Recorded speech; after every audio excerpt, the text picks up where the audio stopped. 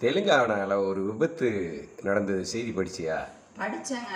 அ. படிச்சு அதாவது ஒரு மழை, வெள்ளம், இயற்கை பேரிடர் அந்த மாதிரியெல்லாம் நடக்கும்போது, ம்.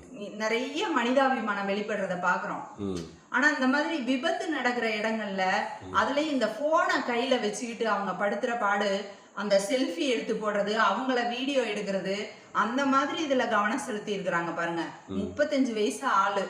ஏன்னா, அவ்ளோ பேர் இருந்தது. உடனே ஒரு ஆம்புலன்ஸ்க்கு ஃபோன் பண்ணியிருக்கலாம். இல்ல ஏதோ ஒரு வகையில இது பண்ணியிருக்கலாம். ஏன்னா, அந்த இவங்க கத்துனதுமே அந்த லாரி டிரைவர அடிச்சுட்டு பின்னாடி வந்தது தான் கால் நசுங்கிருச்சு. ஏன்னா, அந்த இத பார்த்துட்டு எல்லாம் ஃபோட்டோ எடுக்கவும், வீடியோ எடுக்கவும் இருந்திருக்கிறாங்க. எடுத்து போடுங்க. ஆனா, அவர காப்பாத்திட்டு நாங்க காப்பாத்தியிருக்கிறோம்னு போடும்போது, அது ஒரு பெருமையா? இல்ல ஒரு அடிபட்டவன் துடிக்கிறத வீடியோ எடுக்கிறது பெருமையா? மனிதாபிமானம் எங்க போகுதுன்னு கேட்கிற அளவுக்கு இருக்கு.